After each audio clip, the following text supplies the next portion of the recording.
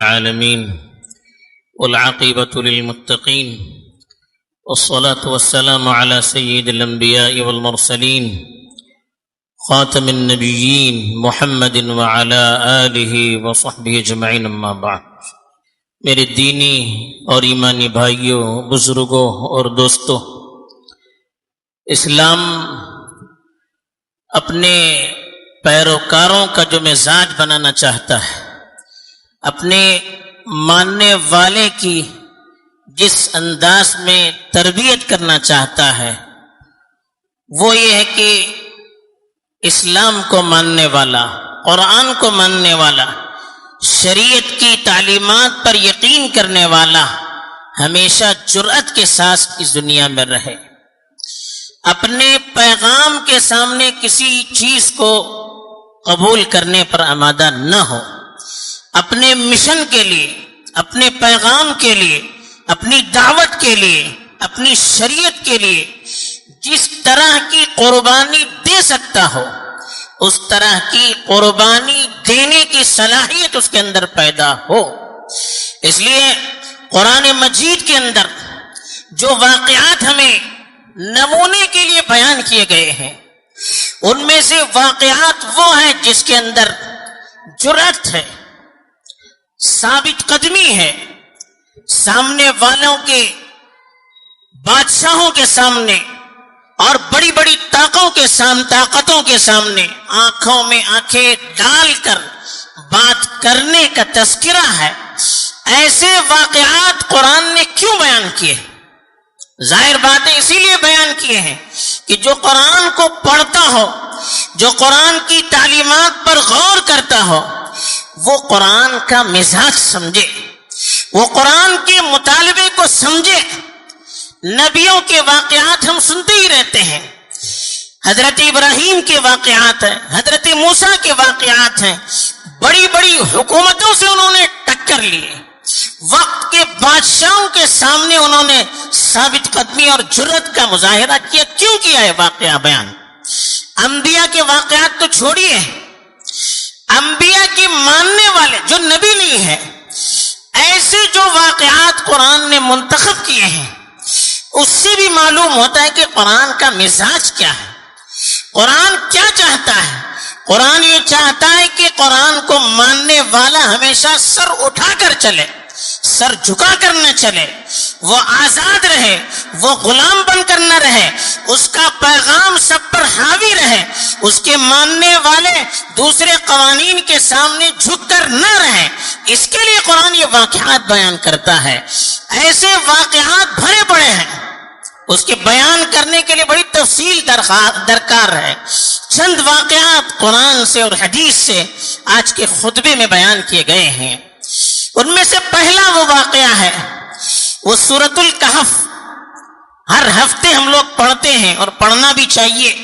جمعے کے دن سورۃ الکہف کے پڑھنے کی حدیث میں ترغیب دی گئی ہے، شوق دلایا گیا ہے، بڑے فضائل اس کے بیان کیے گئے ہیں، بلکہ یہاں تک فرمایا کہ دجال کا جو فتنہ آنے والا ہے سب سے خطرناک فتنہ، اس سے حفاظت کا یہ ذریعہ ہے۔ سورہ کہف کی شروع کی آیتیں یا آخر کی آیتیں اگر اس کو یاد کیا جائے تو دجال کے فتنوں سے آدمی محفوظ رہ سکتا ہے۔ تو سورہ کہف کے اندر جو کہف کہا جاتا ہے، ایک غار کو کہتے ہیں، اس میں ایک واقعہ بیان کیا گیا ہے۔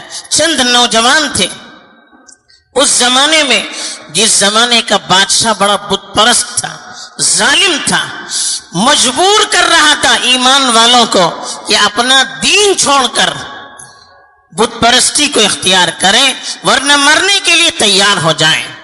تو اس کو پتا چلا کہ بڑے خاندان کے چند نوجوان ایسے ہیں جو اللہ پر ایمان رکھتے ہیں، بادشاہ کو اپنا معبود نہیں مانتے ہیں، بادشاہ کو اپنا خدا نہیں مانتے ہیں، خدا کا درجہ دینے کے لیے تیار نہیں ہے۔ بادشاہ جس دین کو دنیا میں عام کرنا چاہتا ہے اس دین کے قبول کرنے کے لیے تیار نہیں ہے۔ بادشاہ کے سامنے ان نوجوانوں کو لایا گیا تو ان نوجوانوں نے جس انداز میں اس کے سامنے گفتگو کی، انہوں نے کہا ربنا فقالوا ربنا رب السماوات والارض لن ندعو من دونه الہا لقد قلنا اذا شططا، اعلان کیا کہ ہم آپ کو ماننے والے نہیں ہیں، ہمارا رب تو وہ ہے جو زمین اور آسمان کا رب ہے، اس کے علاوہ ہم کسی کو پکارنے والے نہیں ہیں، کسی سے مانگنے والے نہیں ہیں، کسی کے سامنے جھکنے والے نہیں ہیں۔ اگر ہم نے ایسا کیا تو بڑا غلط اقدام کیا ہم نے۔ اگر اللہ کو چھوڑ کر، آسمان اور زمین کے پالنے والوں کو چھوڑ کر، اگر دوسروں کے سامنے ہم نے سر جھکایا، دوسروں کو اپنا خدا مان لیا، تو ہم نے بڑا غلط اقدام کیا۔ یہ بادشاہ کے سامنے کھلم کھلا اس نے اعلان کیا۔ بادشاہ جانتا تھا کہ بڑے خاندان کے لوگ ہیں، نوجوان ہیں، اگر ان کو فوراً مار دیا جائے تو حکومت میں، سیاست میں بوچھال آ سکتا ہے۔ تو چند دنوں کی اس نے ان کو مہلت دی کہ وہ غور کریں اور اپنی کیبنٹ کو منایا جائے کہ ان کو کیسے قتل کیا جائے، اور دھمکی دے دی۔ اب ان نوجوانوں نے ایک جگہ جا کر پناہ لی اور انہوں نے سوچا کہ چند دن ہم چھپ کر رہیں گے، پھر جب حالات سازگار ہو جائیں گے تو ہم نکلیں گے۔ اب جب وہ چھپ گئے تو ان کی تلاشی شروع ہو گئی، ہر جگہ ان کی چھان بین ہوئی، لیکن جس غار میں انہوں نے پناہ لی تھی، اللہ تعالیٰ اپنا معجزہ دکھانا چاہتے تھے کہ جو اللہ کے لیے کھڑا ہوتا ہے اللہ کی مدد اس کے ساتھ ہوتی ہے، اللہ کی حفاظت اس کے ساتھ ہوتی ہے۔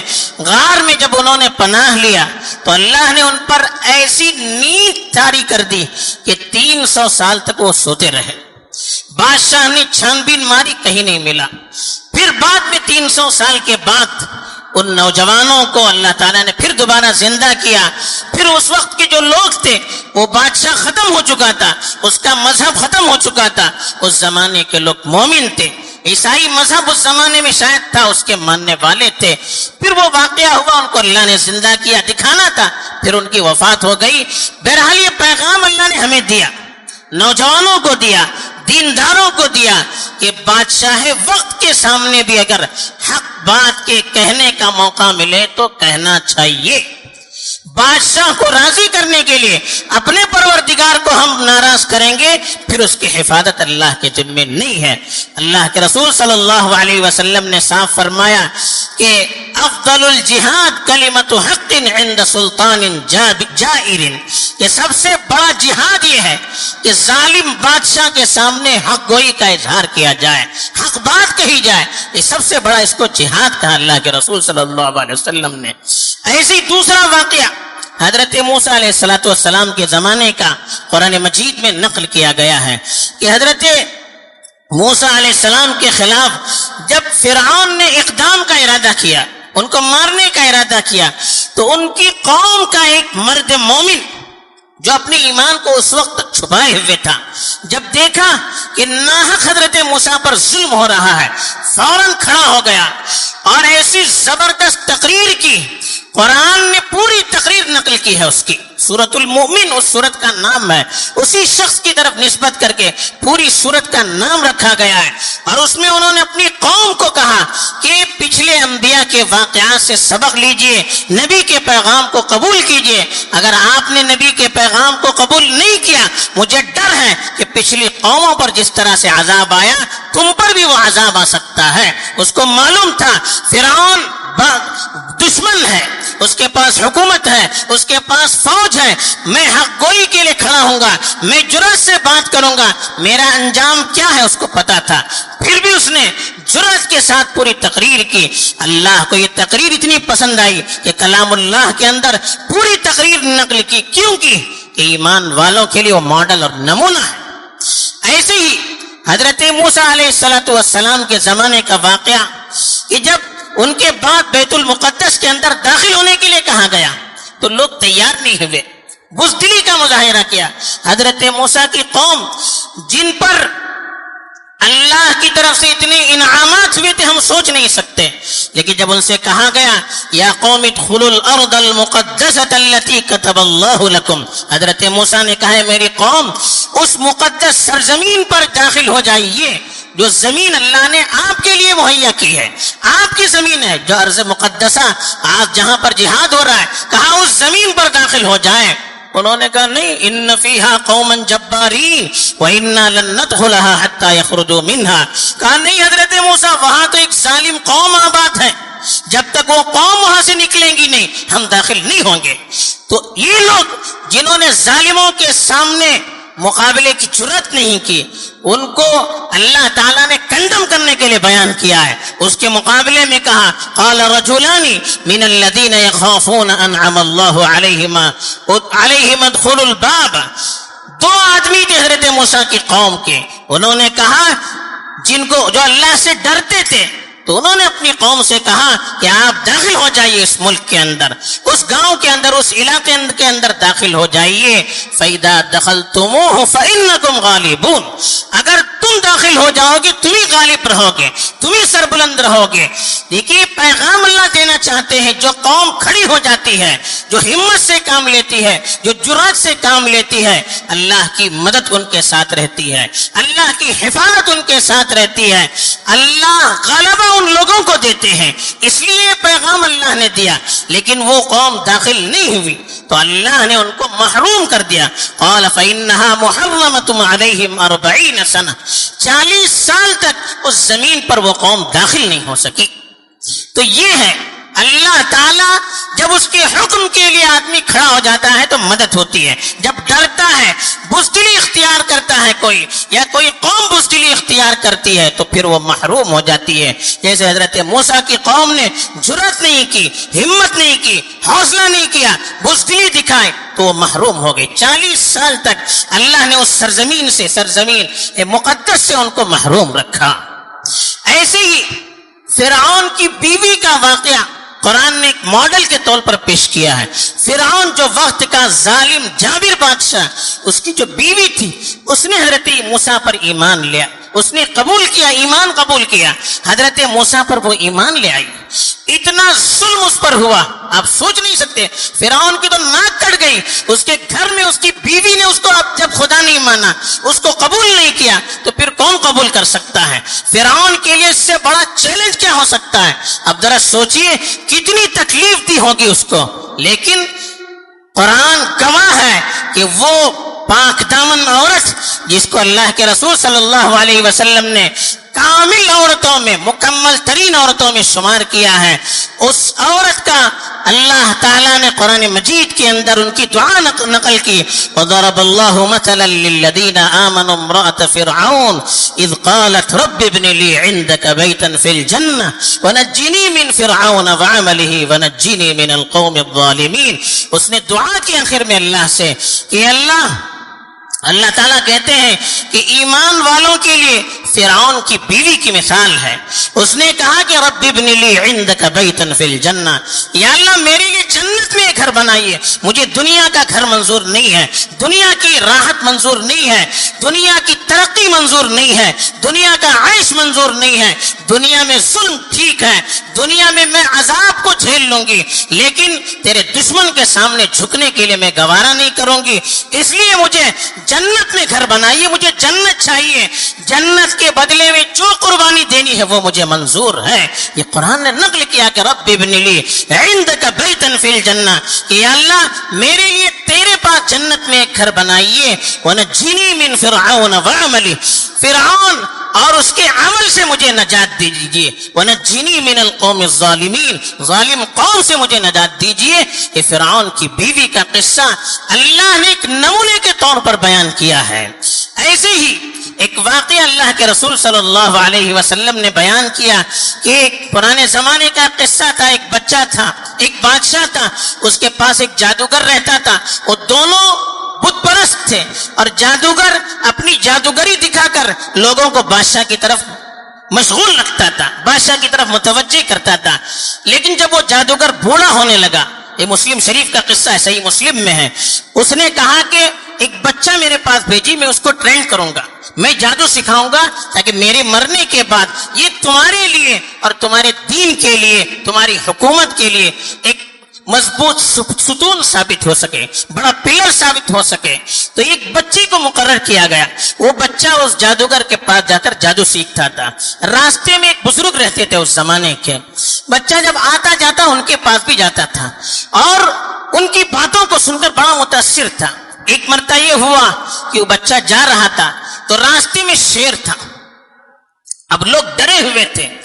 اب اس بچے نے ایک پتھر لیا اور کہا کہ یا اللہ یہ راہب اگر صحیح ہے تو اس شیر کو ہٹا دے, اور پتھر مار دیا, وہ شیر چلا گیا. اب لوگوں میں چرچا ہونے لگے اس کے, ایسا آدمی ہے, ایسا آدمی ہے. پھر بادشاہ نے اس راہب کو بھی بلایا اور اس کے سامنے اپنا دین پیش کیا. راہب نے قبول نہیں کیا تو اس کو تو قتل کر دیا. اس بچے کے سامنے بھی اپنا دین پیش کیا, اس بچے نے بھی قبول نہیں کیا. اس نے حکم دیا کہ اس بچے کو ایک پہاڑ پر لے جایا جائے اور وہاں سے اس کو پھینک لیا جائے. اب اس کو پہاڑ پر لے گئے, پہاڑ میں حرکت آ گئی, جو لوگ اس کو لے گئے تھے سب مر گئے, وہ پھر زندہ باقی واپس آ گیا. پھر کہا کہ سمندر کے درمیان میں لے جائیے اور اس کو سمندر میں ڈبو دیجئے. سمندر کے درمیان میں لے گئے, سب ڈوب گئے, وہ واپس آ گئے. اللہ نے اس کی حفاظت کی, اس لیے کہ وہ دین کے لیے قربانی دے رہا تھا.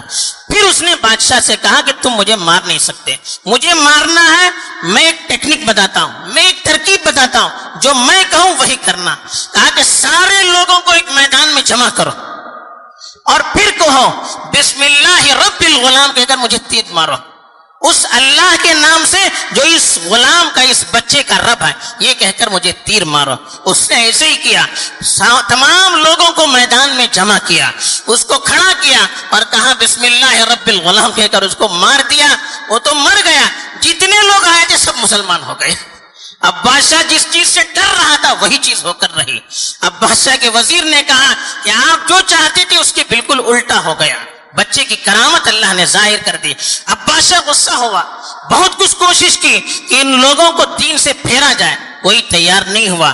اس نے بہت بڑا گڑھا کھود دیا, اس گھڑے کے اندر آگ ڈال دی اور بہت خطرناک آگ جلا دیا, اور سارے ایمان والوں سے کہا تو مجھے مانو یا اس میں کودو. سب کود گئے, اس میں سب مر گئے.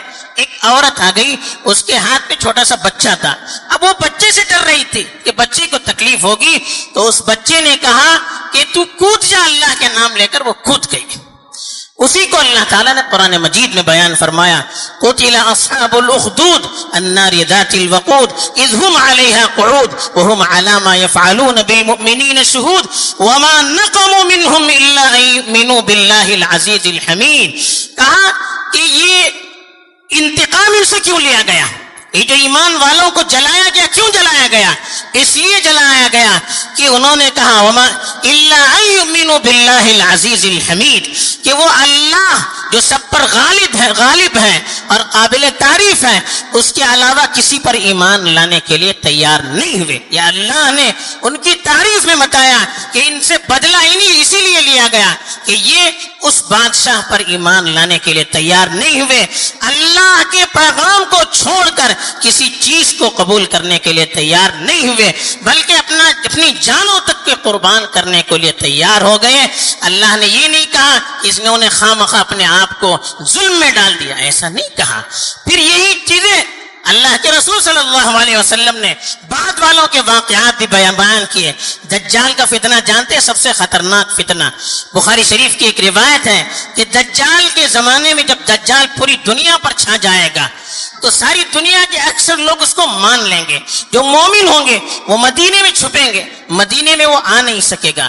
مدینے کا ایک شخص باہر نکلے گا اور دجال اس کے سامنے اپنے آپ کو پیش کرے گا کہ مانو کہ میں تمہارا رب ہوں. وہ کہے گا کہ میں تمہیں مانتا نہیں ہوں. دجال اس کے 2 ٹکڑے کرے گا اور اپنے لوگوں سے کرے گا دیکھو میں تمہارا معبود ہوں, اور اس کو زندہ کر کے پھر دکھائے گا, قتل کر کے پھر دوبارہ زندہ کرے گا اور لوگوں سے کہے گا اب تو مانتے ہو نا, میں جسے چاہے مار سکتا ہوں, میں جسے چاہے زندہ کر سکتا ہوں. وہ آدمی جب دوبارہ زندہ ہوگا تو وہ کہے گا مجھے آپ تو پکا یقین ہو گیا کہ تم دجال ہی ہو. پھر دجال اس کو مارنا چاہے گا, وہ مار نہیں پائے گا اس کو. یہ ہوتی ہے ایمان کی طاقت. بڑی بڑی طاقتیں بھی جب ایمان پر آدمی کھڑا رہتا ہے اس کا مقابلہ نہیں کر سکتی. صحابہ نے یہی کیا, جو قربانی صحابہ نے تھی وہ انہی واقعات اور قرآن کی انہی آیتوں کی تعویل اور تشریح ہے. ایک مرتبہ مکے میں اللہ کے رسول صلی اللہ علیہ وسلم کے صحابہ پر بڑا ظلم ہوا. اللہ کے رسول کے پاس صحابہ آئے, بخاری شریف کی روایت ہے. اللہ کے رسول کعبۃ اللہ کو سہارا دیے ہوئے ایسے بیٹھے ہوئے تھے. لوگوں نے کہا اللہ سے دعا کیجئے, بڑا ظلم ہو رہا ہے, اللہ ہماری مدد کرے. اللہ کے رسول صلی اللہ علیہ وسلم نے کہا تم سے پہلے زمانے میں تھے لوگوں کو گڑا کر کے گڑوں میں ڈالا جاتا تھا, تھا, ان کے سر پر آرا رکھ کر ان کے 2 ٹکڑے کیے جاتے تھے, اور تم ابھی سے ڈر گئے. لوہوں سے ان کی چمڑیوں کو چیرا جاتا تھا, پھر بھی وہ ایمان کو چھوڑنے کے لیے تیار نہیں ہوتے, اور تم ابھی سے ڈر گئے, تم جلد بازی کرنے لگے. یعنی اللہ کے رسول صلی اللہ علیہ وسلم یہ چاہتے تھے کہ حالات آئیں تب بھی ہمیں جھکنا نہیں چاہیے, ایمان کو چھوڑنا نہیں چاہیے. بعض لوگ کہتے ہیں, ایک آیت ہے قرآن مجید کے اندر, وَلَا تُلْقُوا بِأَيْدِيكُمْ إِلَى التَّهْلُكَةِ, اپنے آپ کو ہلاکت میں نہ ڈالو. اس آیت سے کہتے ہیں کہ کیوں کچھ لوگ اپنے آپ کو ہلاکت میں ڈال رہے ہیں, خود بھی مر رہے ہیں, دوسروں کو بھی مروا رہے ہیں, ایسا کیوں ہوتا ہے؟ ایک واقعہ ابو داؤد شریف کے اندر اور ترمذی میں بھی ہے کہ روم سے جب جنگ ہو رہی تھی, رومیوں سے, تو ایک صحابی آگے بڑھے تنے تنہا اور فوج میں گھس گئے, اور پھر وہاں جنگ کر کے پھر واپس آ گئے. لوگوں نے کہا کیسے آدمی ہے, اپنے آپ کو مروا رہا ہے یہ. وَلَا تُلْقُوا بِأَيْدِيكُمْ إِلَى التَّهْلُكَةِ, قرآن کہتا ہے کہ اپنے آپ کو ہلاکت میں مت ڈالو, اور یہ اپنے آپ کو ہلاکت میں ڈال رہا. حضرت ابو ایوب انصاری بہت بڑے صحابی, وہ وہاں تھے, انہوں نے کہا کہ نہیں, یہ مطلب نہیں ہے اس آیت کا. یہ آیت ہم انصاریوں کے بارے میں نازل ہوئی. ہم انصاری, ہم لوگوں کی کھیتی باڑی تھی, باغات تھے. ہم نے سوچا کہ ہم نے بڑی قربانی دی. جب اسلام کا غلبہ ہوا, مکہ فتح ہو گیا, مسلمانوں کی تعداد بڑھ گئی, ہم نے سوچا کہ کچھ دنوں کے لیے ہم اپنے کاروبار کی خبر لیں گے, ہم اپنے باغات کی خبر لیں گے, ہم اپنی کھیتی باڑی کی خبر لیں گے. اتنا آپس میں انہوں نے طے کیا تھا. اللہ کی طرف سے یہ آیت نازل ہوئی, وَلَا تُلْقُوا بِأَيْدِيكُمْ إِلَى التَّهْلُكَةِ, اپنے آپ کو ہلاکت میں نہ ڈالو. مطلب کیا ہے؟ دین کے کام کو چھوڑ کر, دین کی نشر و اشاعت کو چھوڑ کر, اللہ کی راہ میں مر مٹنے کے جذبے کو چھوڑ کر آپ اپنے کاروبار میں توجہ دیں گے, آپ اپنی کھیتی باڑی میں توجہ دیں گے, آپ اپنے باغات میں توجہ دیں گے, آپ اپنی دولت پر توجہ دیں گے. یہ ہلاکت ہے. مرنا یہ ہلاکت نہیں ہے. دین کو چھوڑ کر دنیا میں اپنے آپ کو مشغول رکھنا یہ ہلاکت ہے. اس کو قرآن نے بیان کیا ہے. اس کی غلط تشریح کرتے ہیں. بہرحال اس طرح کے ہزاروں واقعات ہیں جو ہمیں یہی پیغام دیتے ہیں, حالات چاہے جتنے سخت ہوں, حکومت چاہے جتنی سخت ہو, اور کتنا خطرہ ہو, ہمیں اپنے پیغام سے پیچھے نہیں ہٹنا چاہیے. ہمیں جھکنے کے بجائے مرنے کو ترجیح دینا چاہیے. یہ پیغام اگر ہمارے دل میں رہے گا, یہ واقعات ہمارے سامنے رہیں گے, اس پر یقین کر کے ہم دنیا میں جئیں گے, دنیا میں مریں گے, تو یاد رکھیے دنیا کی کوئی طاقت نہ ہمیں مٹا سکتی ہے, نہ ہمارا مقابلہ کر سکتی ہے. بس یہی پیغام ہے جو ان واقعات کے ذریعے سے آج کے ماحول میں ہمیں دیا جا سکتا ہے. اللہ تعالیٰ صحیح سمجھ عطا فرمائے اور اپنے دین کے لیے مر مٹنے کا جذبہ ہم سبوں میں پیدا فرمائے. آمین.